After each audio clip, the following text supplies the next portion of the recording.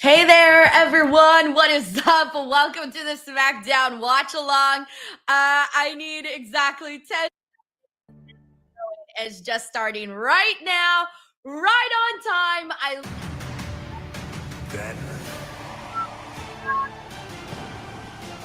I'm sorry, it's just one of those days where everything is happening. But it's okay. We're here, ready to watch the show, ready to have a good time. Thank you so much to everybody who's here. Let me, there it is. Okay. Hold on a second. All right, cool. I wasn't even sure. Nope. Oh, there you go. Do I have my right camera on? Night tonight. We are Hold on. in the home of the NBA's Magic. Yeah, I do. Okay, great. Orlando, Florida. All right, welcome everybody. We're here. We're ready to watch the show. Tonight is going to be a burner. The WWE Women's Champion, Tiffany Stratton, has work to do. All right, I have no idea what's announced for SmackDown today. Oh, yeah, this match here. Okay, I saw that last week. The announcement of that, we've known that. The triple threat. Is that the only, big thing? Because I don't know what else is happening on today's show. I didn't even look up at the lineup or anything today. And Sami Zayn intends to host yet another United States U.S. opponent is going to be today. Find out do we got any theories as to whom it might be? And you are looking oh shit, SmackDown looks nice today. Nice and full. Welcome. Oh, they're in Orlando. Oh yeah. Okay, cool. I'm Michael Cole. I'm looking at this. I feel like I'm brand new to SmackDown right now. Alrighty, party started in here. What's up, everyone? I gotta say, we got Ryan Sully here who says they are in Orlando, so maybe somebody from NXT. Who can? Oh, maybe Javon Evans. Remember Sami Zayn at NXT Homecoming? He did that thing with Sami Zayn. Sami Zayn did that thing with Javon Evans backstage. I mean, if I was going to throw out a name from NXT, I would probably think that it would be Javon Evans. I feel that would be the biggest option, primarily because of that. NXT collaboration, or not collaboration, confrontation. Not even a confrontation. He gave him the rub. He gave him the elbow. He gave him the rub. Oh, man. Hey, what's up, Perfect Flex? Thank you so much for getting the party started up in here with our first super chat of the day. You're awesome. Thank you so much, dude. He says, the only match I wanted to see in this flop retirement tour, Cena versus AJ LFG. Yeah, so they announced that a couple days ago, and that's going to be happening at Crown Jewel. I think a lot of fans are genuinely excited about it. I've been seeing people just that was one of the few things in wrestling this weekend that genuinely got a good reaction. People reacted very well to the news. They were like, yeah, we've been wanting to see that. Let's go. It's gonna happen. So yeah, so there was some good stuff here with that. Thank you, Perfect Plex. We also got Dawn, aka Smiley Girl, in the building, who says 32 months, let's go. Feels like we just started. Jesus, it really does feel like we just got started, Dawn. I was actually thinking about this the other day. I got a notification. I think it was on Facebook or something. I don't remember where. Some social media app was reminding me of how long I've been streaming, and it's just oh, that's really cool. I didn't even realize it's been that long. So that's always a good thing, right? Because you don't want it to feel like you've been on forever. Thank you, Don. Thank you for all of the support. All right, let me give some more shout outs. Let's see what we got in here. We got some regulars up in here. We got Luis Arturo Mendez, who's with us here today. Hey, Luis. We got Zeno Hour, another regular. We got the infamous DJ Wood, another regular. We got Eden Drew. What's up, Eden? Nice to have you on here again. He says, I didn't know about that. Let's go. We also got the T-Money 35. Nice to have you back on. We got Ryan Sully, who says, Booker T doing color commentary, shucky ducky, quack quack. If we have Booker on, it's going to be a wild night. Nelson says, Denise's Pieces QR code. Yes. Okay, so StreamYard has a brand new thing now. They just started this feature where you can make QR codes and put them up on your screen. And so I made it today, and I tested it, and it actually effing works. So I'm gonna keep that up there now for the foreseeable future to like make it easier to promote the show. So if you scan the QR code, that's where it'll take you. If you're already subscribed, you don't need to scan the QR code. But if you want to subscribe and not you're too lazy to type, you can just scan the QR code. Thank you, Nelson. All right, let's see what Paul's saying today. 2 hours. For those of you that watch on Reel, that means everyone back in Gorilla right now is going, oh my God, Heyman's gonna go 2 hours. But I'm not. Everyone relax.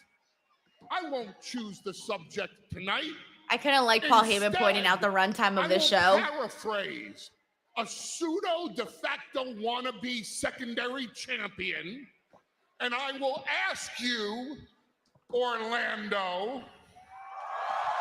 Also, shout out to Cameron Kemmerl. Hey, we got Tiffany Kunat back with us here today. What do you want to talk about? We also got Jay Growls 9 in here, Tanisha Hicks. Would you like to talk about the World Heavyweight Champion? I thought he was going to talk about Brock Lesnar. That's what I thought. Also, shout out to Eric Diaz, Chris S, K-pop lover, Cutest. Above your pay grade. Let's talk about Cutest, ask me this question again during the commercial break. I have a great answer for that. We also got Super Fro in here. We got Malik Pope. We got October Horse. We got Dan Ludska. What's up, Dan? Love to talk about the OTC, the tribal chief, Roman Reigns. But it's disrespectful to speak of the injured when he got his ass stretchered out of Paris by Big Bronson Reed. Let's go. That's the homie right there, Big Bronson Reed. So, hey, how about this? Shall we talk about the dog that is going to main event WrestleMania 10 straight years? The man that will that is true. Like, we're going to get there one day where Braun really is main eventing every year. Braun Breaker. It's going to happen. Like, he's going to be that guy. Is that what we should talk about?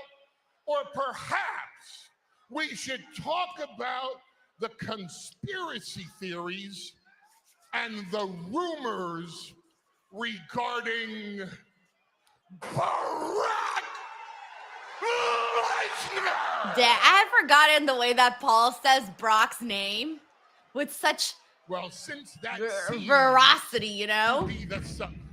Oh, there's Cody.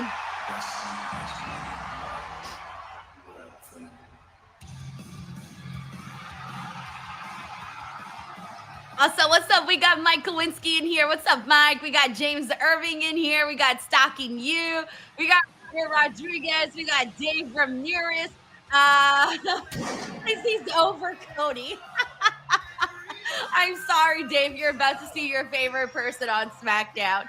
We also got Raphael Smith. Shout out to JR Dugan. We got Austin Ryan, Hardy Punk. Miami Scorp is also with us. We got Zeno After. Who else do we got in here? We got October Horse. We got Jack Guzman. We got McTaru. We got Cameron Caro, Ryan Murray, Don the Visionary, who's with us. Shout out to KLF, Juan Carvajal. We got Chris S. Hey, what's up? We got Ahmad Ali, who's with us. Big G. Thanks, Big G. All right, we also got Future King in here. KJ, Ahmad. I know my kingdom. What's up? We got Ron is live with us. Steve Otar, who also just joined, Ben Fossey. Also, we got Seth I. Ross, Margie Loves. Nice to have you on. We got John Wilson, Kevin Simpson. Chris says, I love the way Paul Heyman announces Brock's name. Like, with such anger. What's up, K-pop lover? He's like, K-pop lover! Like, that's the way he says Brock Lesnar's name. We also got Andrew Petajotis. What's up, Andrew? We got R. Bauer 25, Sharon Fox in here. We got Clown. What's up, all of y'all? Booker T, welcome Also, to we the got Lily Cody Petal in Rhodes here. Experience. Damn, everybody's here chilling. Ready to watch some Smackdown. This is it. Ladies and gentlemen, 2 weeks from tomorrow, Cody Rhodes will defend his Crown Jewel Championship in a champion versus champion match against the World Heavyweight Champion Seth Rollins from Perth, I thought Cody Rhodes honestly was going to start talking like from the stage. I didn't realize we were going to get the whole entrance right now. I'm like, oh, this hasn't like technically started yet. I was waiting. I was like, he's going to start talking now. He's going to start talking now. I was so off. We got Ryan here who says, not going to lie, really love that suit color. Yeah, it's like a grayish teal. Like there's some gray tones, there's some blue tones. It's like a faded blue. I like it too. Cody's got like about every single color of the rainbow when it comes to his suits.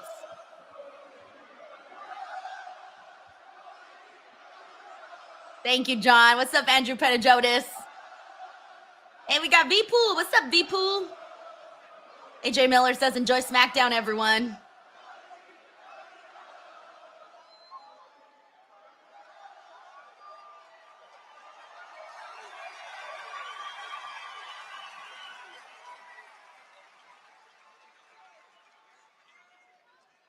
Did all of us get a chance to watch that WrestlePalooza recap? Did we see it? I love how everybody booed at WrestlePalooza. Oh. They were like, boo. Mr. Heyman, I made a mistake. We saw what week. happened. I called you a goon. And I think you know me pretty well. I don't think you're a goon. You're one of the smartest men I know. And you love to disrupt. You love to stir it up. And you have an entire locker room stirred up, so I'll go ahead and ask the question. Tell me about Brock Lesnar. Okay, see, that's what everybody was expecting him to talk about, including Cody himself. I can't just come out here without evidence. I suppose we saw that same package. If you don't mind, our friends in the truck, can you? Oh, there it is. Oh, I was about to say, I don't want to see the whole thing all over again. They're just showing the picture of Paul and Brock together.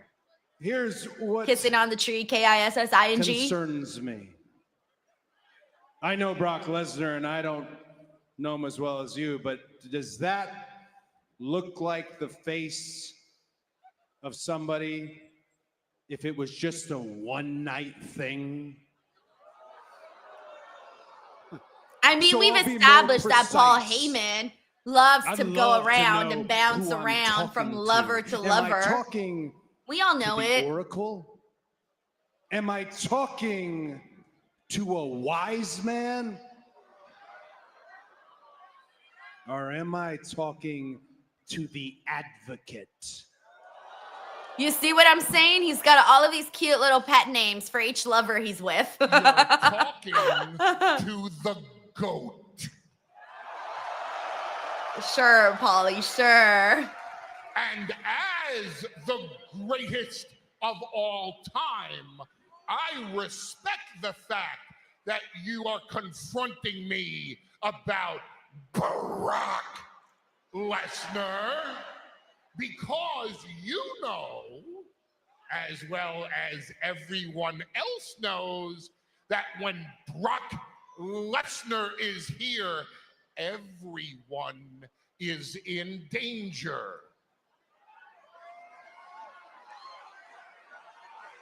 A little bit of good news for you. Brock Lesnar. Oh, no. Okay, so it's everyone's. It's division. Okay. Here this evening, but Mr. Rhodes, what makes you think you're not in danger right now? Well, the Vision's goons are here. Yeah, I mean, like, he's got two scary men in there. Get out of there, He's Cody. definitely more in danger right now than ever. They'd love to do some damage to Rhodes before the Rollins match. I guess it's about time.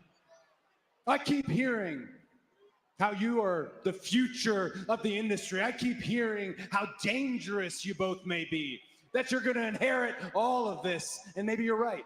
Braun, I'll start with you. I'm pretty sure that Mr. Heyman tells you you're a WrestleMania main event waiting to happen. I mean, that's true, though. That's not a lie.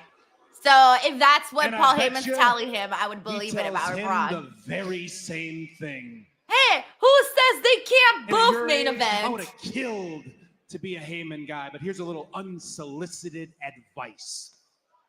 I grew up the son of a booker. I grew up around people like him. I studied Vern. I saw Bill Watts. I saw Eric. I saw it all. And you could always tell what they were doing it for. You could always tell why they were doing it. This one, nobody's figured him out yet. Oh, there's Who stories. is Paul Heyman loyal to? Paul Heyman. He's loyal to Paul Heyman. But one thing I can guarantee, it ain't you. I mean, everyone's heard Paul Heyman stories, especially those ECW stories. All right, okay. Oh, boy. I'm not sure if this is wise. T-Book, hold the watch. Oh my God! Here we go. The way you're looking at me, T-Book, the way you're hold the eyeing watch. me up, Oh my looks God. like you boys want to fight, huh? I don't even feel like that watch made it all the way to Booker T. Probably not a good decision on my part, but what the hell? That was Here we all go. right. Rhodes! I mean, going after look, Reed and Cody Rhodes Booker. got a lot of guts having to go out there and fight these two Yes, big indeed, my mammoths in a fucking powder Cody's blue holding his suit. own, man. Bless his heart Ducks on this underneath, one. and Rhodes out, But they're caught about by Reed. to, yep. Oh yes. Look at the Come on, the crossroads Vision and cannot, Booker all makes right, a I was about to play. say, the Vision Now the cannot numbers game. Catching up to get the their ass undisputed kicked by Cody WWE Rhodes in a champion. suit. Not too smart by Cody right Like, there. that You cannot gotta happen. do it, man. It's gonna have to end And to up give him the way credit we're for not seeing it right backing now down. with the Final Vision fight, final fight taking down mentality. Cody This Rhodes. is what Seth Rollins, I'm sure, who's watching, wants to see happen. Beat down Rhodes before their clash in 2 weeks. Oh, Randy! I was expecting Randy at WrestlePalooza. I wasn't expecting him right now. Oh yeah. Oh yeah. I didn't see the SmackDown rundown, so I don't even know if he was like randomly promoted or something. I don't know. Shots. Big shots. I'm by coming the in fighter. here full surprises today. I don't know nothing. Broad breaker. I like it. Hey, by the way, I like his shirt. It says RKO everybody. That's a cool shirt. RKO everybody. The WWE's Apex Predator and the undisputed WWE champion. I love how there's a sign right in the front that says RKO me. Smackdown. I'm pretty sure it's a woman. Yup, it's a woman. We've seen quite a few of those throughout Randy's career. Look at, they're still friends right now. For right now, though, Cody and Randy. Oh, now we got the Street Profits. What a way to kick off SmackDown. We got October Horse here. It says Randy has to turn heel. Yet again, I mean, I don't know. Also, shout out to Xavier Wilkins who's here. We got a couple of people here who says they expected Randy to pop in today. Took a lot out of us. I really wasn't thinking about Randy, so I wasn't expecting Randy. It makes us hungrier for what is really ours. Look, Taz got my back, I got his back. Family go at it from time to time. That's just how it is. But at the end of the day, the goal remains the same. All the doubters that thought this brotherhood was over, psych! Because the Street Profits are up, and we want the smoke!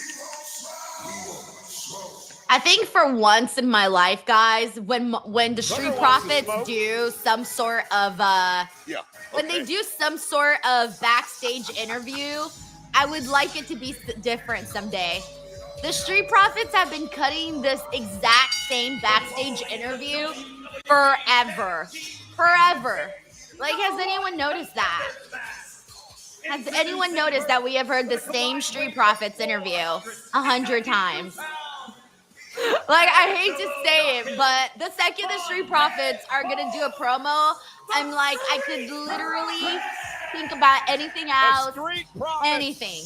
Because I already know what a Street Profits interview is going to be. All right, but anyways, we got a WWE Tag Team Championships #1 contender match with Melo Del Miz. Let me mute the commercials, and I need to get into the super chats here because I'm super behind. So we got Dan Lutzka. Dan, thank you so much for the support, bro. He says, so I dropped my ESPN bundle. I'm doing what Stephanie McMahon said. He says, LOL, I'm keeping my VPN Netflix. I'm sick of having 50 apps to watch WWE. LOL, I love WWE, but just keeping Netflix. Dan, my friend, I literally told you to do that. Like, I'm with you. I hate to discourage someone from doing something, but from my personal experience and frustration that I experienced with the ESPN stuff, I cannot in good conscience be like, oh yeah, it's so easy. You can figure it out. For some people, thank God if they figured it out. On my end, with my setup, I had the biggest headache coming off of that.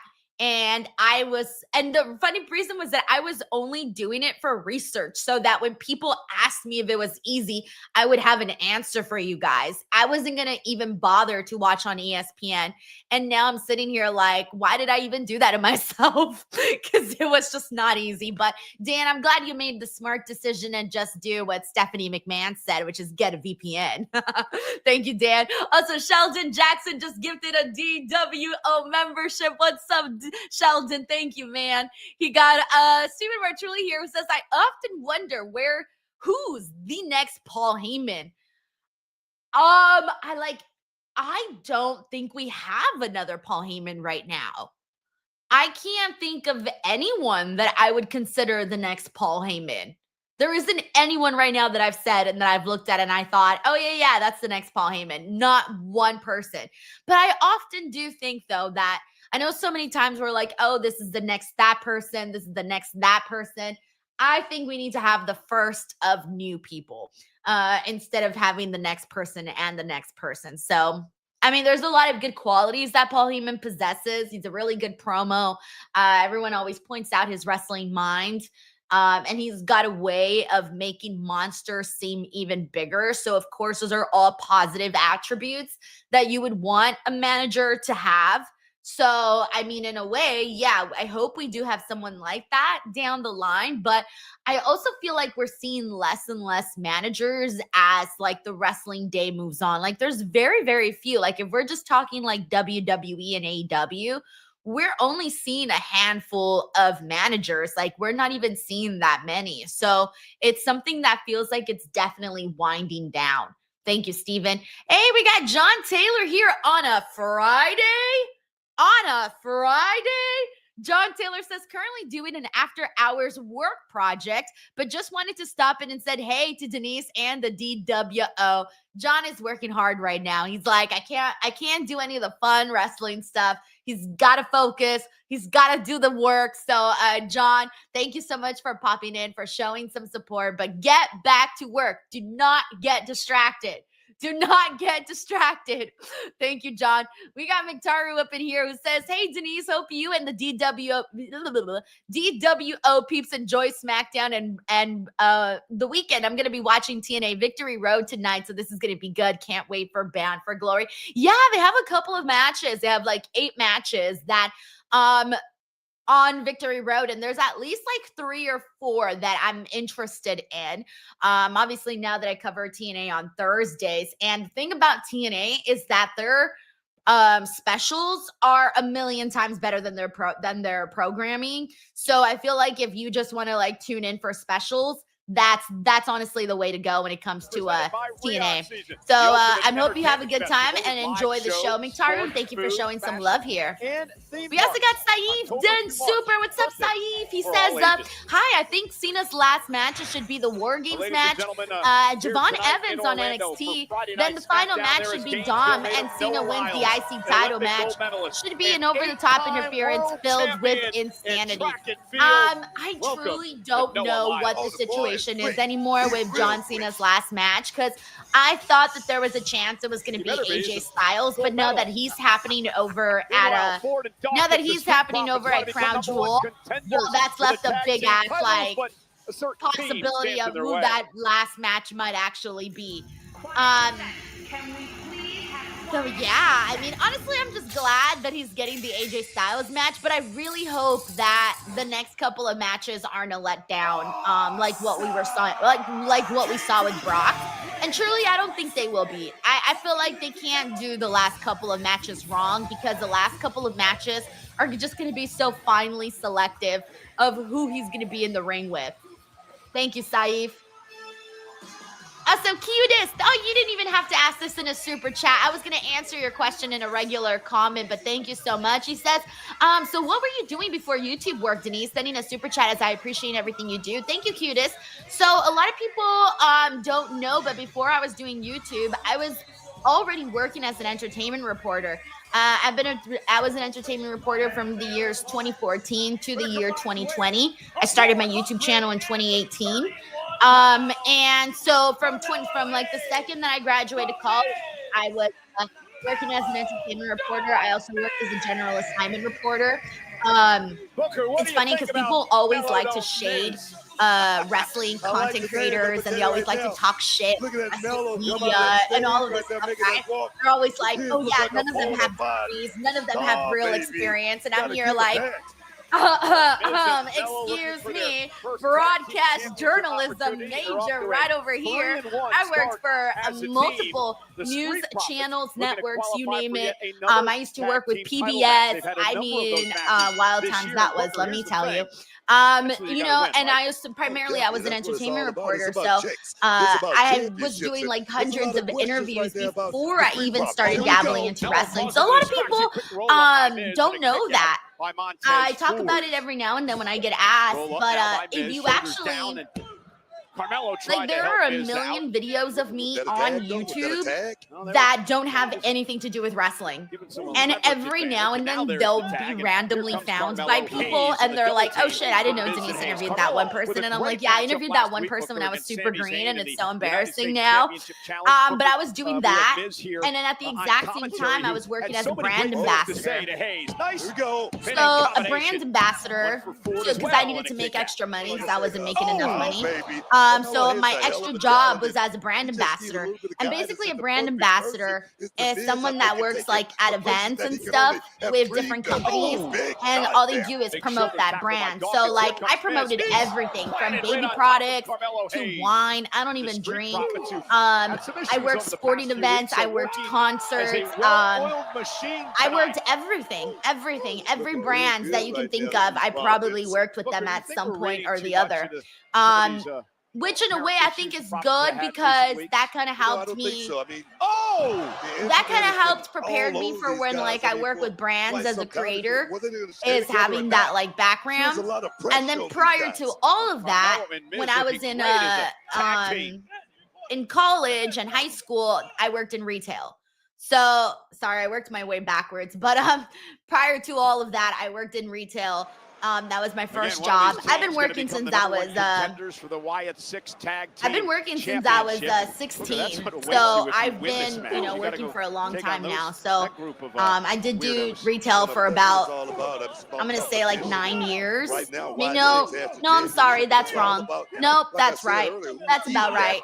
I did 6 years full-time retail, and then I did 3 years part-time retail. Again, I would work extra jobs when I was also working as an entertainment reporter, because I live out here in California, guys, and shit's fucking expensive. So I needed way more money than what I was making. So I had to take extra jobs. And it's funny because, by the way, we're watching this match with The Miz and Carmelo versus the Street Profits.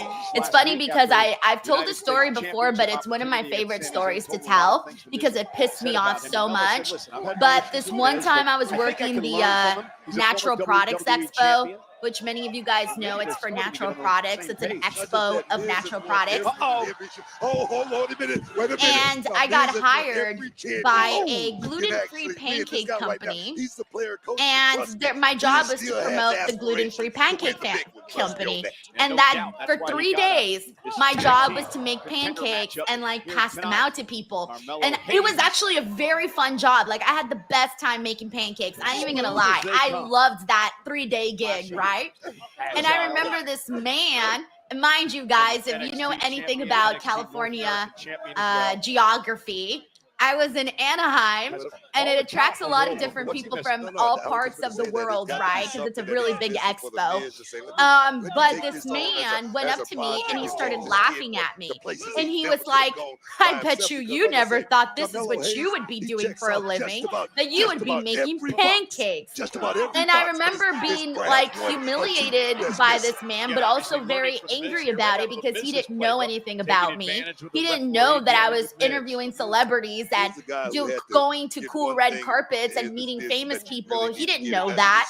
He just knew, oh, this girl's making pancakes. And I'm like, yeah, I'm making fucking pancakes because I need more money. But you don't know anything about me. So my two things. One, never make fun of people for any job that they do. I'm very fucking against that. It makes me so mad. And two, there are people out here in California, especially SoCal, where you have aspiring actors, aspiring comedians, aspiring singers, you name it, that are working towards their dream job, but are also taking additional work to make ends meet. And, you know, sometimes people will laugh at those people. They'll laugh at them, be like, oh, that guy's a struggling actor, but yet this is the job that he's working. He's a whatever job. And you just never know. Those people might actually make it. So I say all that to say, fuck that guy from the Natural Products Expo. Here we go. And I think about him, and I wish that I could randomly find him, but I don't know his name. I don't know nothing about him. It's so much fun to watch. But yeah, so shout out to those people that are still struggling to like make ends meet while also chasing a crazy ass fucking dream. Center off the suplex and standing moonsault cover. All right, we're on a commercial break. I even sold hot dogs. I remember it was crazy. I remember when I was working as a ring announcer and I was on this high of traveling the whole weekend, you know, introducing wrestlers. When I was working with our Lucha's fucking Didi. And then I remember I had this great weekend. They're all amazing things. And then my job Monday was selling hot dogs. You know? So it's like, yeah, people probably thought like, oh, you know, she's, you know, they probably thought less of me. But I was working. I needed to get paid. And almost moving on to become #1. Thank you so much, Cutest. That was a really great question. Thank you for asking. Here comes Carmelo Hayes. Missing the Hayes looking better. Also, Mictaru, thank you so much for the 10 DWO membership. I'm hoping that some of you guys were able to grab some of those. I know everybody's always trying to get one, so YouTube better like get with it and give some people some memberships around here. Thank you so much, Mictaru. You're the man. We also got Dave Jordan, who also gifted a DWO membership. Thank you so much, Dave. Hell yeah. We've had 12 gifted memberships already with Mitaru, Dave, and Sheldon. I'm a little behind, so if you sent something and I haven't seen it, my apologies. First made a name for themselves, of course, just down the street. Super Fro says, I get you. I did so many odd jobs myself. I feel like, honestly, I feel like working odd jobs. Sometimes people look down on you for bouncing around from job to job or working all these crazy ass careers. But I kind of like it because you get to experience all sorts of different lives. Like it quick. This is stun tag. I have experienced a lot in the workforce and through all my jobs that I've had that And now I Carmelo now pounding away with the right hands to Ford. feel like I've lived a bunch of lives, you know? So I kind of like that type of lifestyle. I really do. I kind of like the idea of saying, like, I like that when people bring up a brand, I can be like, oh yeah, I worked with them that one time. Someone brings up a festival and I'll be like, oh yeah, I worked that festival one time.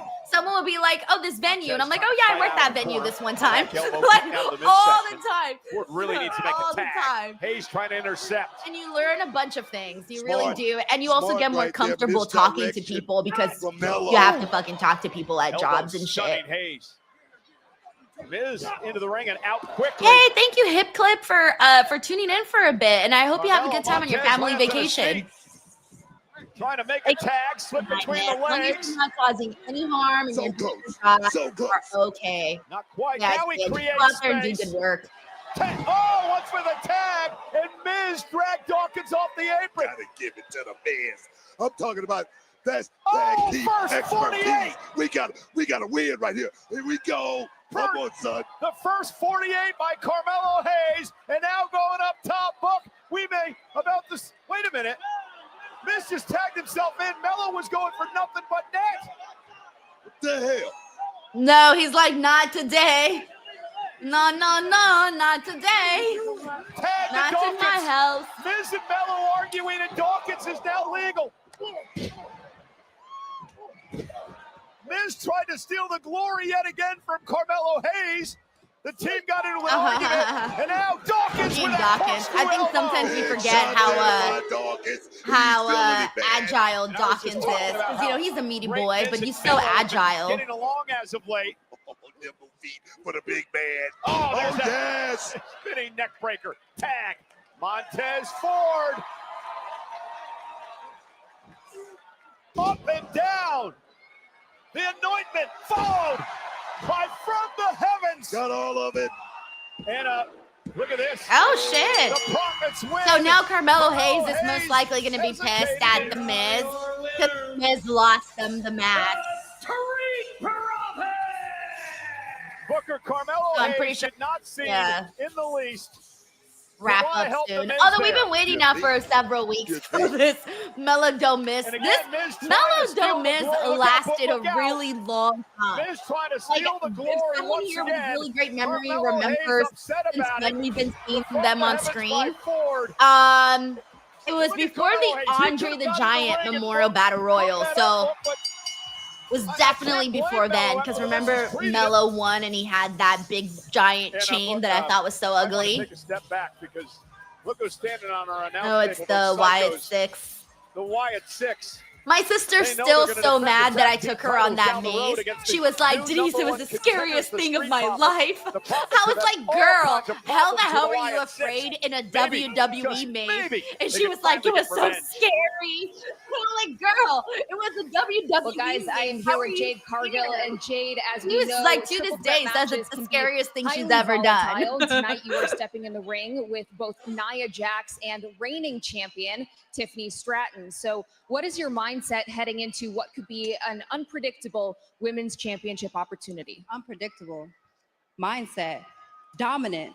I am so sick and tired of these women. So it's going to feel so good tonight when I become the new WWE Women's Champion. Speaking of new champions, Oh, there's Stephanie. Hey, there's Stephanie. Oh, that's right, because she's doing the whole crown jewel Now, facing when the I get champion. tonight, a storm will be coming your way at Crown Jewel. Can't wait for it. Stephanie's like, I'm not impressed by you. You don't impress me much. Well, from the women's All right, world let me catch champion, up here really Stephanie quickly while we McIntyre do to entrances. We got Jared United Palmer. Hey, States what's up, champion. Jared? He says, evening, Denise. Personally, I think Breaker is overpushed and overrated. I really don't think he's that impressive. What? Jared, I think he's really cool. I just think right now the problem is that ever since he joined the Vision, I don't think it's been helping him as much as we thought it would. I think people thought he was going to join the Vision and it was going to Business become like advisor Kiana James the best tagging thing with the that United ever States happened champion. for Tonight on Friday Night Braun SmackDown. Breaker, and instead it's kind of They got I feel like Midget it's shown and more B-Fab of his standing in their flaws way. Live next. than I cared to see, you know?